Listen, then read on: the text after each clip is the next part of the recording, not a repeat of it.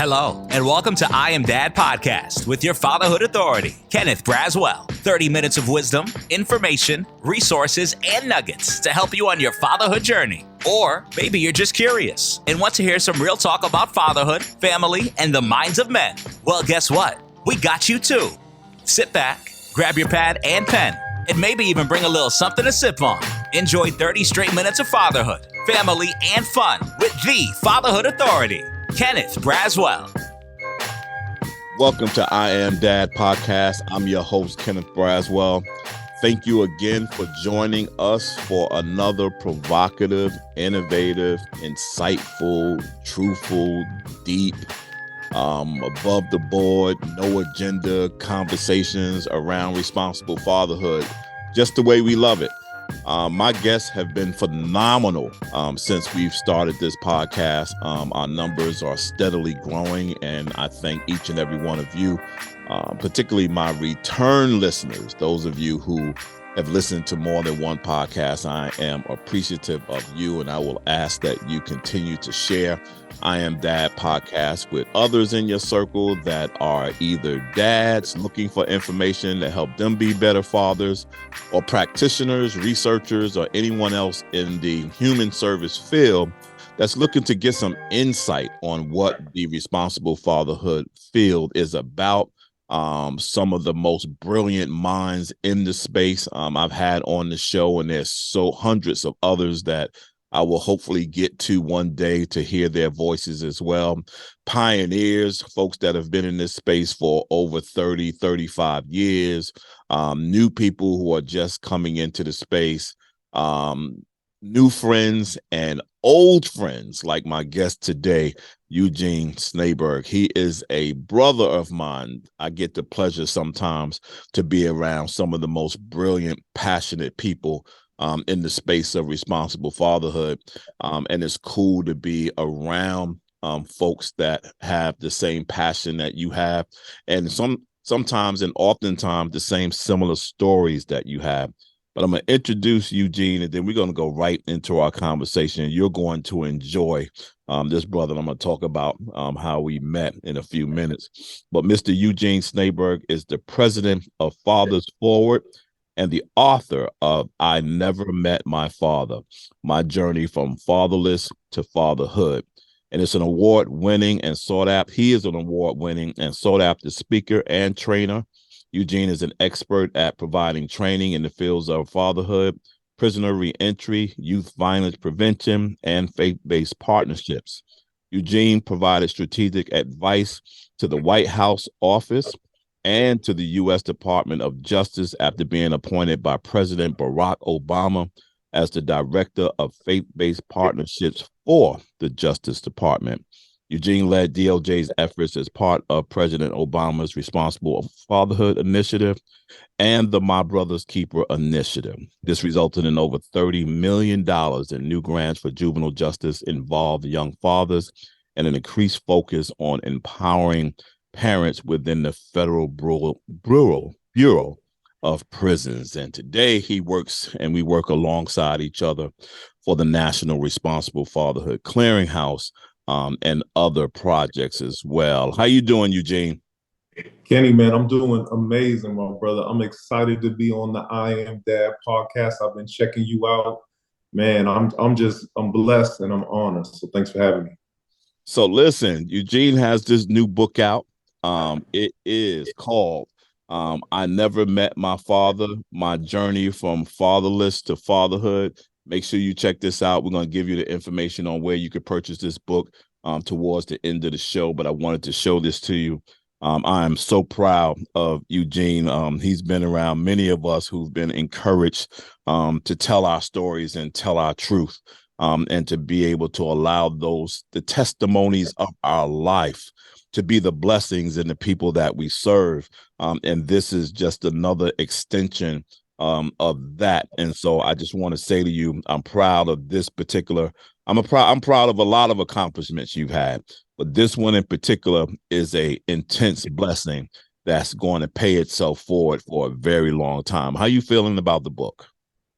I'm feeling great, man. I'm feeling I'm feeling excited. It was a labor of love. As someone, Kenny, I know you've written several books, and you're one of my inspirations as an author. To be able to birth it, to be able to finish it. Some people say, how long did it take you to write? I'd say with intentionality, 3 years. When I said, okay, I'm going to write a book and this is going to be the title and this and that, about 3 years. But I would say probably 10 years of notes and journals and introspection. And even before that, I really started writing my mother's story when I was in high school. You know, I had a lot of admiration for my mother, as all sons do, for raising my sister and I by herself. And so the book is really a summation of my journey, my over 20-year journey searching for my dad. And I'm just so grateful that it's out there. I'm grateful for those like you, Kenny, who have supported it, bought it in bulk, given it to dads. I'm just really, really grateful. Yeah, thank you so much. I'm glad that you mentioned, the 20-year journey, because that's where I want to start. That's going to lead me into all other places in this conversation. Eugene has a very unique story, and I remember him and I talking about his story. Now feels like, bro, over 10 years ago. It feels close to 10 years ago. You and I had this conversation. The first time I met you was, I'm sure I saw you at the White House, but the first time we actually had a conversation was when we were in LA at the Boys Club with Michael Strautmanis and Joshua Dubois, and we were with Lou Gossett Jr. and his dad in LA, moving this responsible fatherhood stuff. And I think that was the first time that you and I actually had an extensive conversation, and became friends after that. But walk us through a little bit the origins of your relationship with your father that has led you to do this work and the passion that you're so deeply involved in.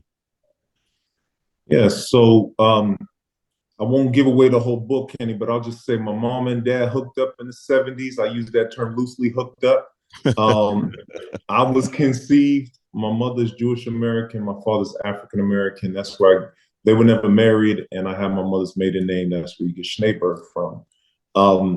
And when I was growing up in Boston, late 80s, early 90s, crack epidemic, gangs going crazy. Most of my friends, almost all my friends' dads weren't in the home. And so the fact that my dad wasn't in the home didn't dawn on me that I was somehow different. As I got a little older, I started realizing, okay, this friend sees his dad on the weekends. This friend sees his dad in the summertime. This dad might spend a week with his dad and then a week with his mom. And all the while, I'm not seeing my dad at all. I didn't know my dad's what he looked like. I had never seen a picture of him. I knew his name, first and last name, and that was about it. So when I got a little older, I think fatherless children start to ask questions about their dad at different points, right? For me, I was probably about 8 or 9 when I said to my mom, like, where's my dad? Like for the first time. And she told me how they met. He was a Vietnam vet. He came back traumatized from the war. He struggled with mental illness. I was conceived. When she found out she was pregnant with me, they had already, before she knew she was pregnant, they had already kind of separated and gone their separate ways. He came back about a year later and she was like, surprise, you have a child. And at first he was like, this is the way she tells the story. Oh, like obviously surprised and said, hey, can I support? Can I get you some baby clothes, that type of stuff? And my mother's been through a whole bunch of trauma. She didn't know him well. And she basically said, thank you, but no, thank you. I can, as Tyler Perry says, I can do better all by myself. And so she kind of stopped picking up his calls. This was in 1978. I'm a newborn, eventually moved. This is before the advent of the internet. And so that was the last time they spoke over 40 years ago. And so she raised my sister and I by herself. And I started asking questions, like I said, about 35 years ago about my dad. My first attempt to look for him was in the phone book, right? This is pre-Google, right? Pre-Facebook. Opened the phone book. His last name is Graham. Went to the letter G. And as an 8-year-old, I said, I'm gonna call every Graham in this phone book until I find my father. So I go alphabetically, Aaron Graham or whatever, right? Mm-hmm. I go to pick up the phone. This is back in the days you had to, do this one, right? And something happened, Kenny. I was petrified. At 8 years old, I was gonna call a perfect stranger and ask them, "Are you my dad? Do you know my dad?" And make hundreds of those calls at 8 years old. And I hung up the phone. I never made any calls, Kenny. And that's when I first learned how to really begin to suppress the feelings I had about my father, because I didn't want to feel that feeling of fear or insecurity and so forth. And it took a real toll on me for the next 10, 15 years. But I always had this deep, burning inner desire to know my father, know about my father, find out if I had siblings. Did he remarry? Did he think about me? I had so many questions, and it lingered. It lingered after I got married. It lingered after I became a dad. I got 4 kids now. It lingered in my 30s and into my 40s, even as a professional, even at the White House. And so in the end, I was able to track down my dad and his side of the family, and we could talk more about that. So I covered a whole journey in the book, but that's a little bit of background. Yeah, no, that was good. That was perfect, bro. That was perfect. It actually led right into a couple of questions that I had, because one of the things, even in the spaces that our stories are a little different, there are some similarities in the stories. One of the similarities in the story is this kind of area where mom is involved. And I know that the epiphany that I came to when I began to do this work and began to elevate this conversation of fatherhood in the view of my mom, who I didn't realize was having some feelings and issues as a result of me amplifying the fact that I didn't have my dad.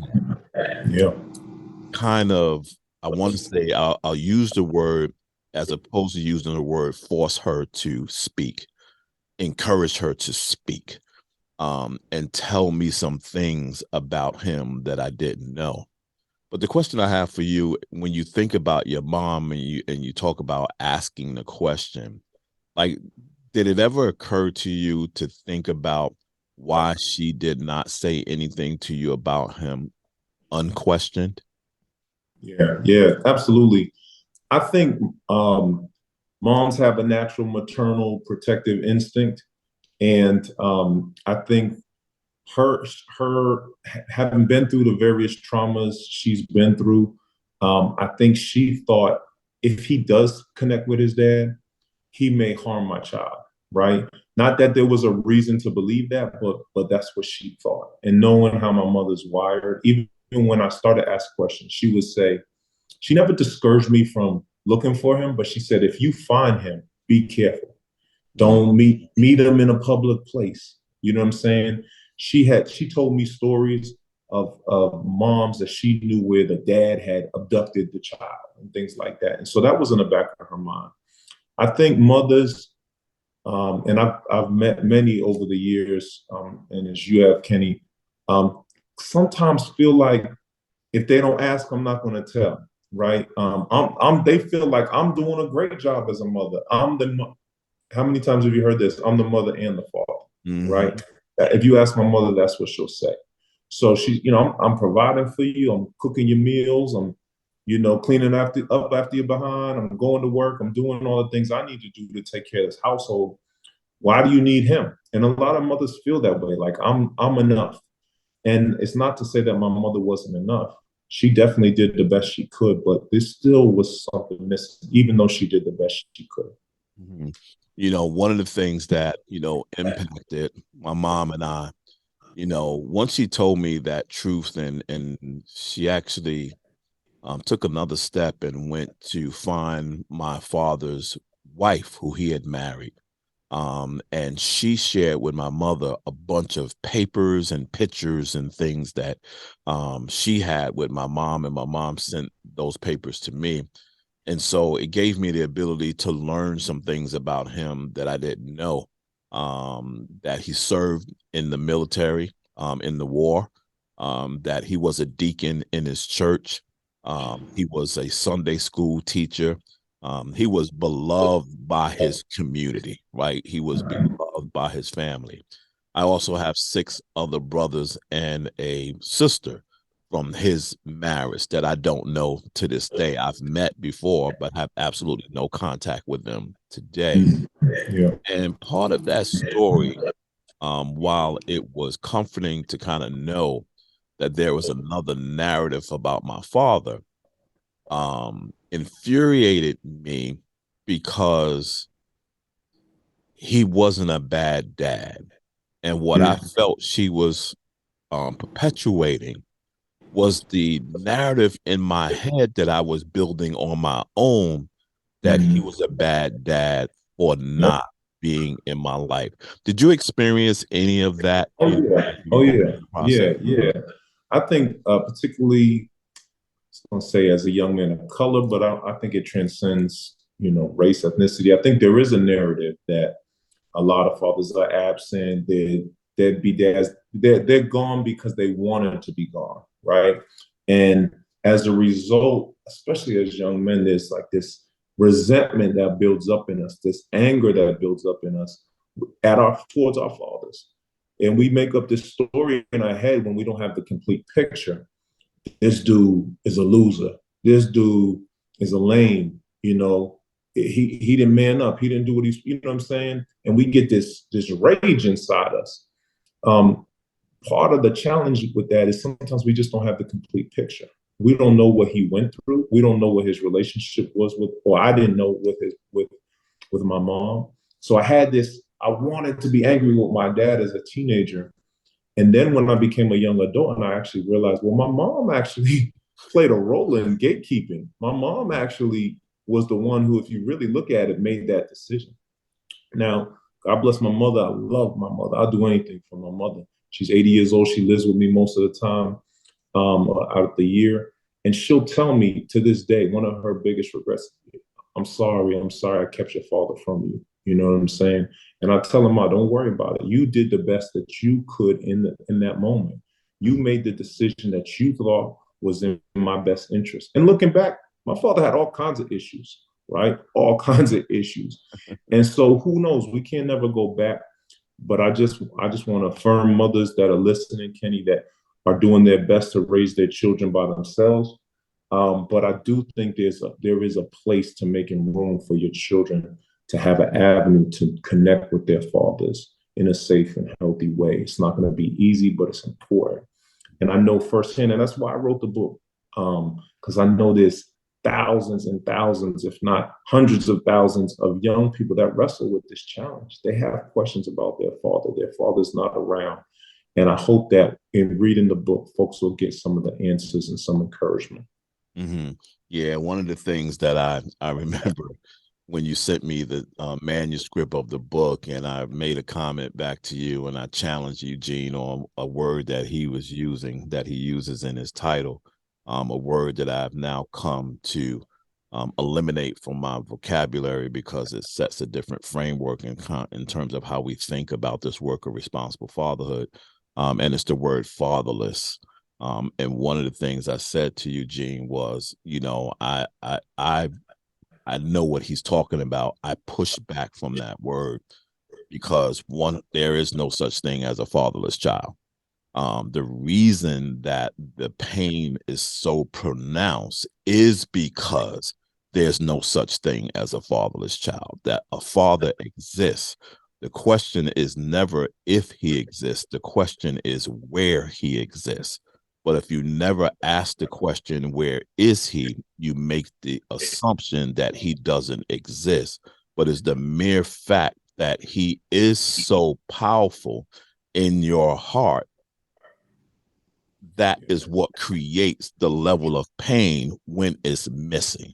And I think that part of where I've learned that and been able to kind of, because I've evolved, we all evolve, and that's why I didn't push too hard, because I know I even had to evolve in my own journey.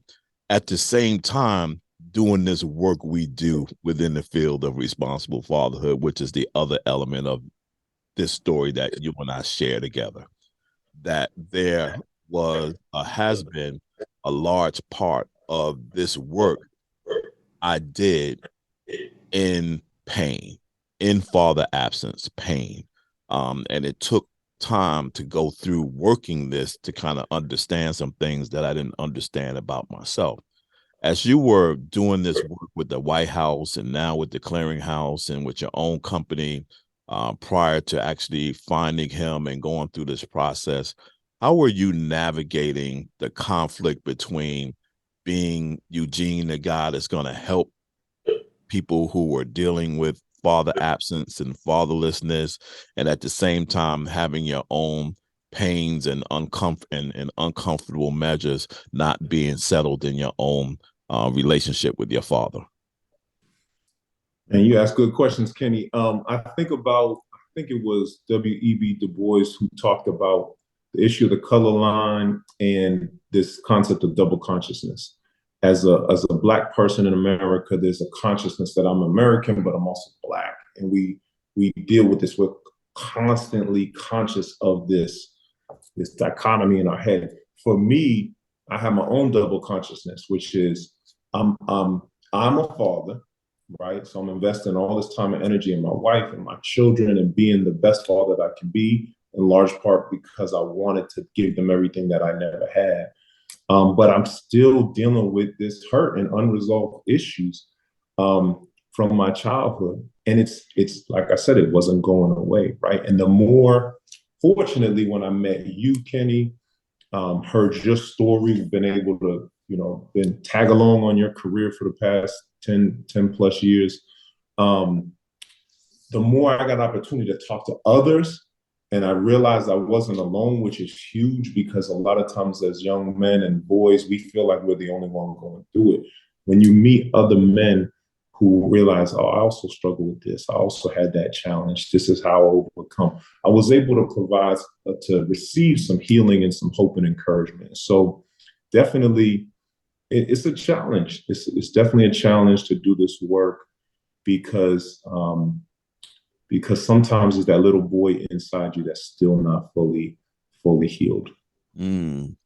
So you go along this journey and you let it go, and I love the term you use, which is you really began to learn how to suppress those feelings that you had about him.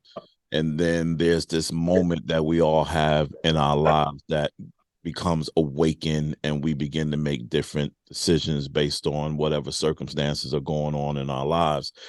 And I remember another conversation you and I had, and I don't know where we were when we had this conversation, but I remember you distinctly saying to me, "Yo, Ken, I'm thinking about looking for my dad." And I was like, "Yo, that's hot. Yeah, do that." What was that process like? When you began to sit down and you say to yourself, "I'm going to go and look for him now." Like, how did you plan for that? What was your thoughts in terms of how you were going to accomplish that goal? Well, I would say, man, my journey was 30. I just turned 45 this week. So I started looking for my dad before I was 10. So what's that, 35 years? Now, the first attempt in the phone book only lasted about 30 seconds, right?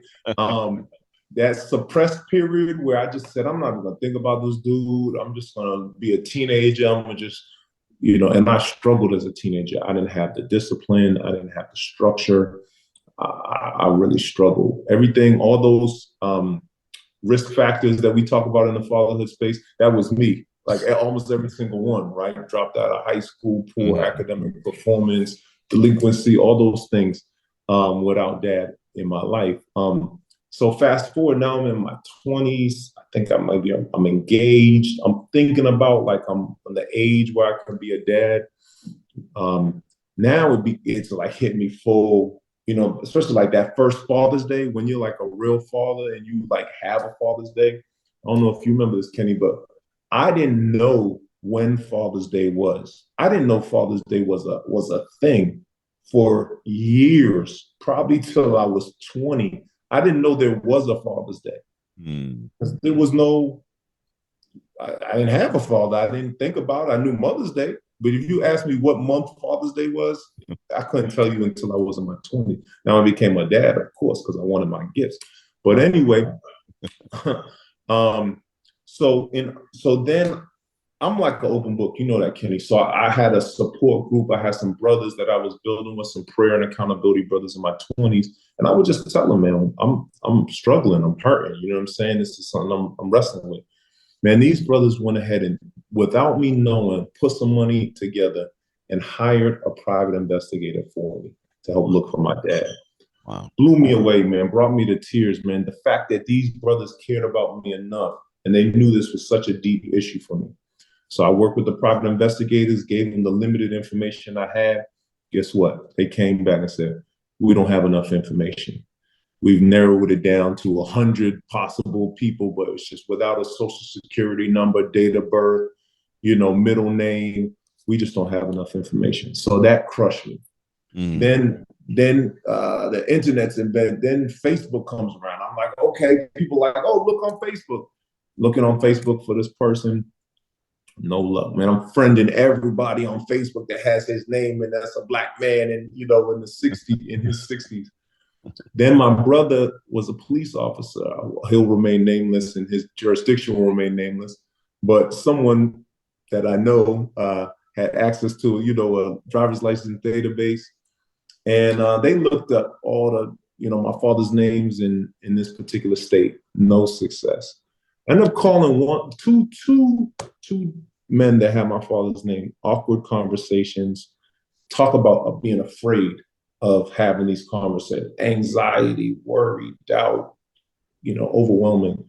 It wasn't him though. And then Kenny, later on, when we started having the conversation, my enthusiasm always ebbed and flowed. Around Father's Day, it was really high. Like, I'm gonna find this dude. I'm gonna connect with him. And I had this picture in my mind, like, it's gonna be picture perfect. I'm gonna hug him. I'm gonna give him a kiss. He's gonna be handsome. He's gonna tell me all the things that I wanted to hear, how proud of me he was, and why he wasn't around, but and I had these siblings, and I thought it was gonna be, this was the fantasy I was playing out in my head. Mm-hmm. It didn't end up that way. But it definitely ebbed and flowed, and sometimes I just didn't care, right? And sometimes I was brought to tears. I tell you one movie that wrecks me every time I watch it, Antoine Fisher. Wow, yeah, I saw you mention that in your book. Destroys me. Just the hurt, the raw pain that Antoine Fisher, the absence of both his father and his mother. Mm-hmm. And so I felt that pain, carried that pain in a real tangible way for a long, long time, shed many tears. But the journey was about the journey. It really was.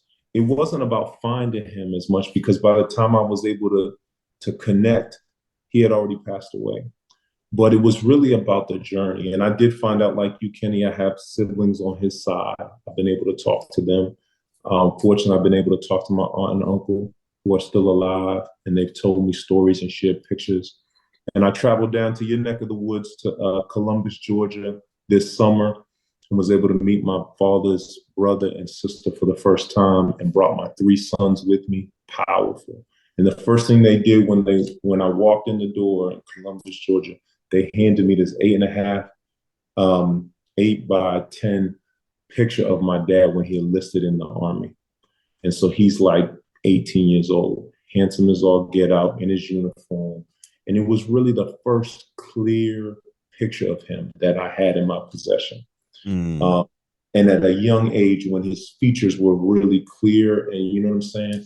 And he resembles me. And that's, I don't know, Kenny, but people who are watching this who have never seen a picture of their father, it gave me this real powerful feeling that I look like my father. It was important for me to know, do I look like my father?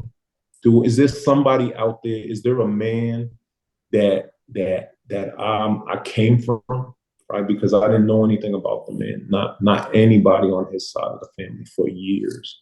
And now I have, the puzzle is coming together more clearly, and my aunt and uncle have been great, my cousins and so forth. Yeah. Mm-hmm.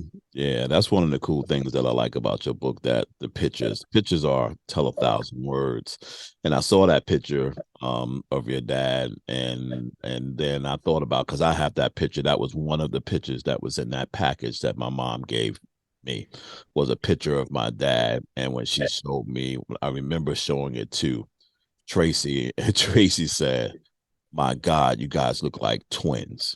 And the picture was in black and white, but it was like every time I look at the picture, I'm like, whoa, to your point, it's like, yes, I look like this dude.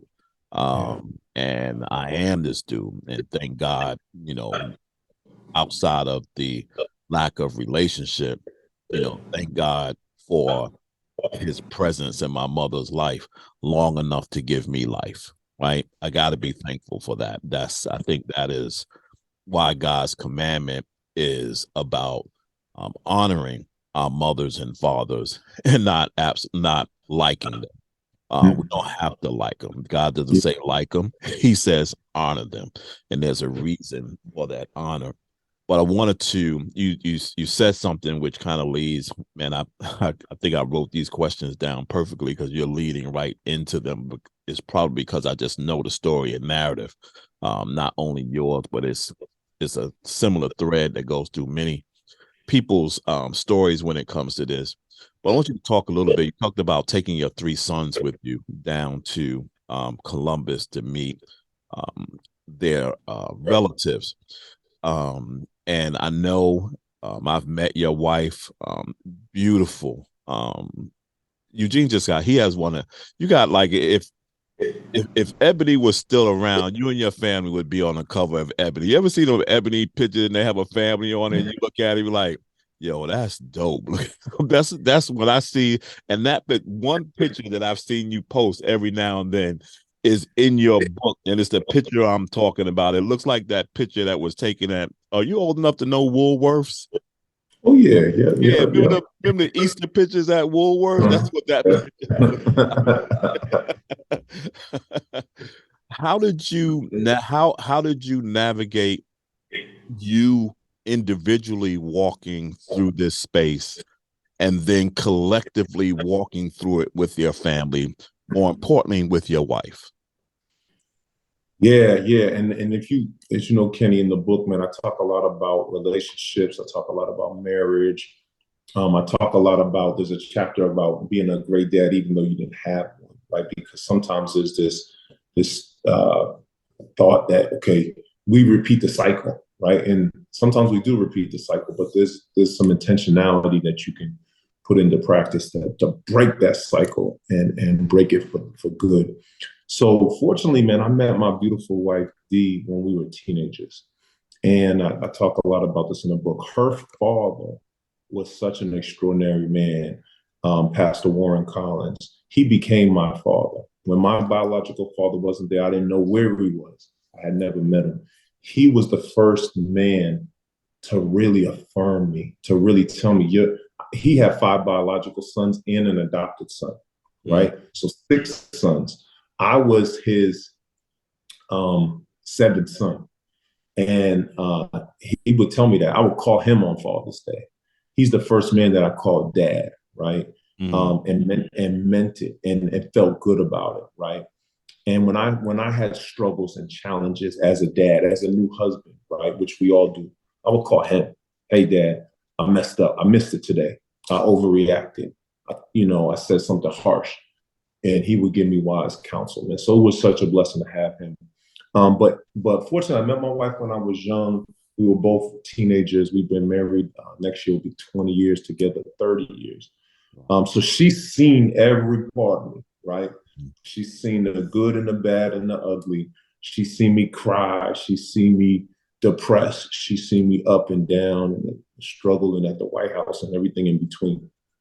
And so she's just been a steady, constant encouragement and support in my journey looking for him, right?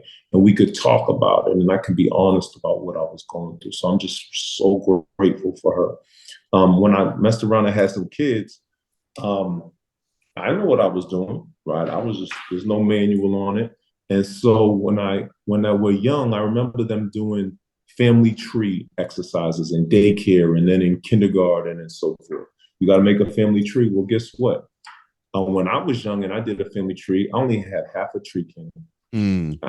I had literally down the middle, I knew my mother's side of the family. I knew my maternal grandfather and grandmother and my maternal cousins and uncles and so forth. No tree. The tree had no limbs, no branches, no leaves on that side. So when my kids got old enough to do their family tree, they had 3/4 of a tree. And they had questions. And I knew they were going to have questions. And they would just ask me these childlike questions. Where's your dad? Who's your daddy? Who's my grandfather? They know Papa. They know my wife's father. And I would be honest with them. Daddy doesn't know his father. Daddy's never met his father. And so as they got older in age-appropriate ways, I would talk to them about it. I said, Daddy doesn't know his father, but Daddy loves you. Daddy's always going to be here for you.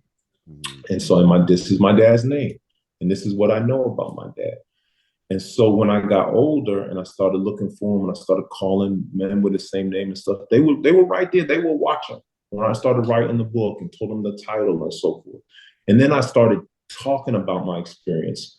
Probably when I first started teaching in church, Kenny, my first sermon was on Fatherless. You know what I'm saying? It just was so in me. You know how the word says, out of the abundance of the heart, the mouth speaks. And probably my first sermon through my 10th sermon was all on fathers. And then my pastor started to say, okay, it's Father's Day. We know who's going to speak this year, you know. And so it was just so in me. I think that's why I said I started writing the book, because it was just coming out of an overflow. So it's been wild, but I'm really grateful for my wife and my children being there. And I think they have a greater appreciation, as I'm sure your children, Kenny and KJ and your daughters, they have a greater appreciation for the importance of fathers just because of your journey and what you do. You had the pleasure of, one of the things, me and Patrick are envious of you in this space, and that you got the chance to meet President Barack Obama, and for the first time, and then several times, and you even got proof that you met. No Photoshop going on. You got photos. And we don't have them. So him and I are still hot about that we never got a chance to meet him. And I always say to him, one day we'll get his attention, and we'll get to meet him. And so, what was it like, being called by his administration to represent, the work of responsible fatherhood within the Department of Justice, knowing at the same time you're struggling with your own, trying to figure out where your own fatherhood, where your father sat in your life, and now you're being asked by the President of the United States to represent his office, around the country in fatherhood. What was that like, knowing who Barack Obama was and the kind of dad he was and wanted to be? When I first got to Washington, I remember feeling like this sense of like a imposter syndrome, because I had all these insecurities, right? Was I good enough? Was I worthy to be there? But what I learned after being there for 6 years and helping to conceptualize and implement about $30 million in new programs that continue to be appropriated today, year after year, in the tune of about $5 million a year, that I was supposed to be there, that it was God's providence that I was there. It was his favor. And it wasn't long after I got to DC, moved from Boston, that I was asked to work on the President's Fatherhood Initiative. My close friend and our close friend, Kenny, Joshua Dubois, was senior leader at the White House. He knew my story. We've known each other since we were young. He knew the passion and the pain I had associated with my father. And I often share this quote that your greatest pain is your greatest gift. And for me, my greatest pain was growing up without my father. And Joshua knew that. He said, we need him on the Fatherhood Initiative. We need someone that has passion, that this is personal. This is not an academic exercise, right? In policy formation. And so when I was invited to the table with Michael Strautmanis at the White House, and I was like, whoa, I'm at the White House. This is crazy. But it made it a little easier knowing Barack Obama's story, and knowing that even though he had risen to the highest heights as the President of the United States, the first Black president, Harvard educated, but that he could relate to me in the sense of knowing how it felt to grow without his father.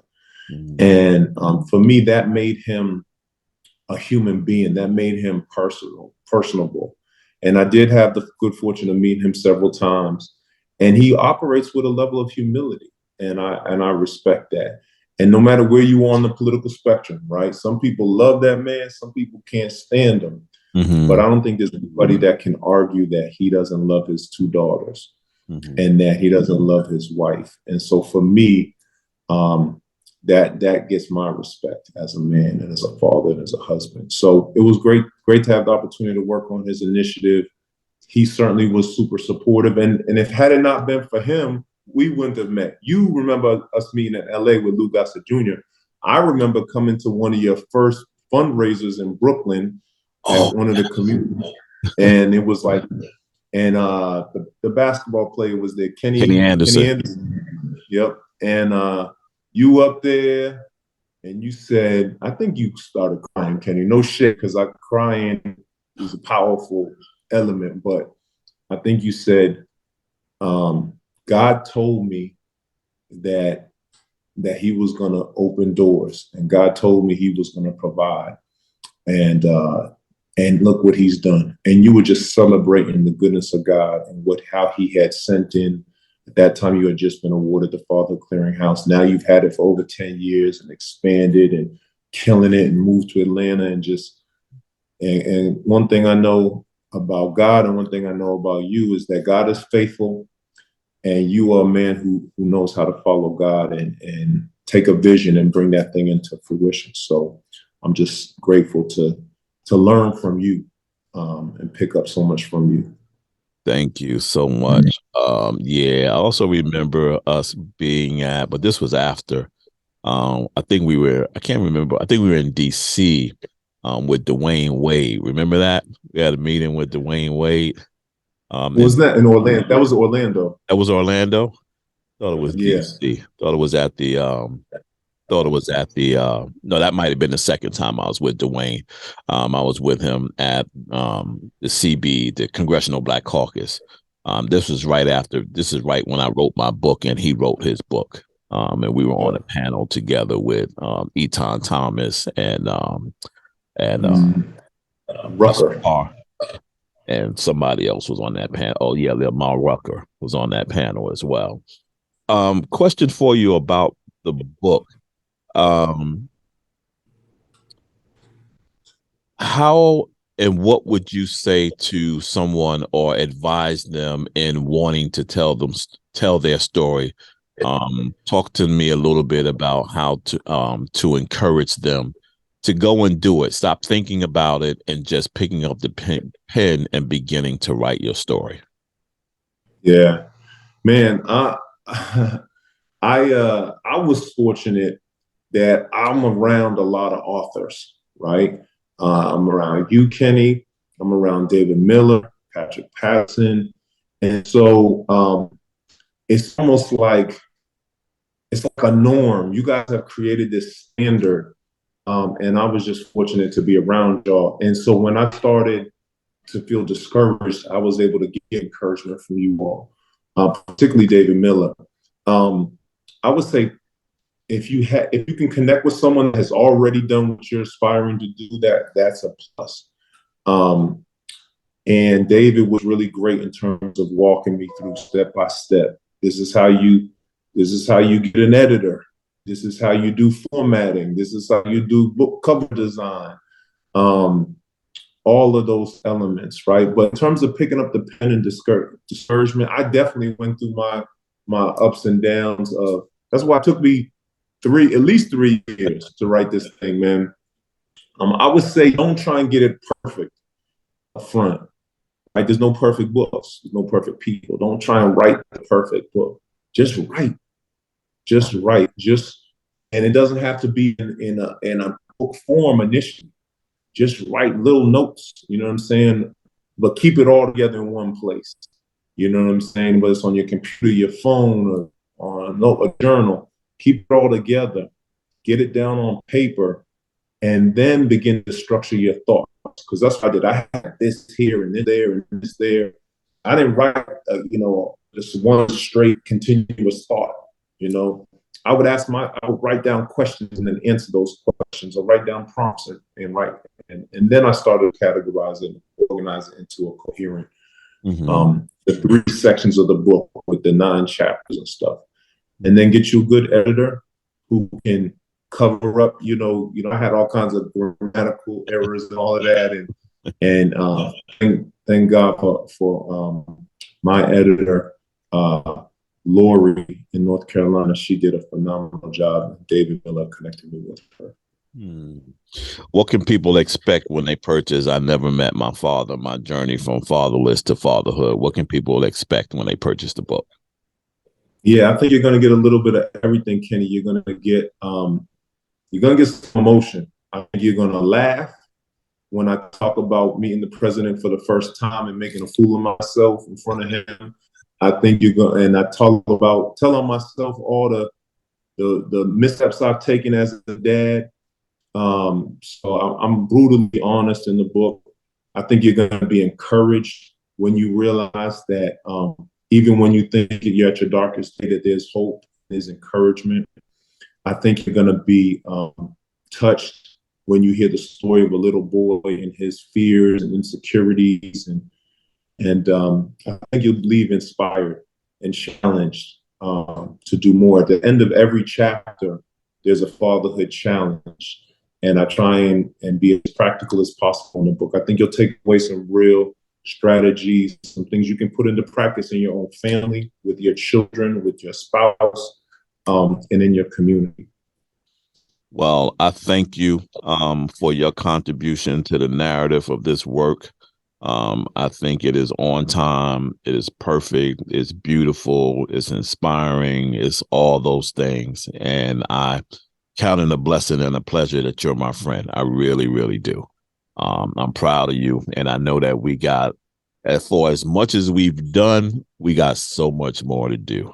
And so there's so many folks that are out there that are still struggling with the levels of father absence that they have in their lives, and trying to reconcile those things and live and be what we would describe as quote unquote normal, right? They're trying to be normal, but they got this thing in their system, in their spirit, that won't allow them to move forward in some areas of their lives. And I think that books like this and the work that we do are the things that many of those folks need in their lives. They just need to connect with someone else so that they don't feel, like you described earlier, alone, that someone else is going through this, and that you can, what the scripture says, which is the other thing I love about your book. He uses scripture in his book extremely appropriately and in the right places, saying the right things. And the one scripture that I always lean on in my life is weepeth may endure for a night, but joy comes in the morning. And then there's the proverb that says, this too shall pass. I don't know if that's actually scripture, but this too shall pass. Because sometimes we'll throw scripture on a saying. It's like, that ain't nowhere in the Bible. So thank you so much, Eugene. I appreciate you. I love you to death. There's absolutely nothing you can do about it, as my good friend Bishop Ferguson would say. Tell everybody how they can get in touch with you and purchase the book. Absolutely. So the best way to get the book is at the website, inevermetmyfather.com. You can reach out on Instagram at just my name, Eugene Schneeberg. And so the best place, again, is just www.inevermetmyfather.com. Oh, thank you so much. Listen, thanks all of you for listening to another episode of I Am Dad podcast with my guest today, Mr. Eugene Schneeberg. Again, his book is called I Never Met My Father, My Journey from Fatherless to Fatherhood. Make sure you pick this up. Make sure you get copies. Hey, holiday is coming up. Make sure you pick them up and give them to a friend. We ain't always got to give away things to people that will give them pleasure, but sometimes we need to give people gifts that give them healing. Be a part of that. Thank you so much, and I'll see you next week, same time, same place, right here on your favorite podcast platform, I Am Dad Podcast. Have a great week. God bless. Thank you so much for taking the time to spend with us. You've been listening to I Am Dad Podcast. We hope that you have been informed, encouraged you to think, or even inspired your heart for the love of dads. The conversation does not end here. Come back and join us next week. Same time, same place. Or you can continue the dialogue on our I Am Dad Facebook page. We also invite you to listen to past episodes, learn more about us, and keep up with special activities by visiting IamDadPodcast.com. That's IamDadPodcast.com. Until next time, I leave you with this reminder of manhood from 1 Corinthians chapter 13, verse 11. When I was a child, I spoke as a child. I understood as a child. I thought as a child. But when I became a man, I put away childish things. Because of this reminder, I will always understand that I am dad, period.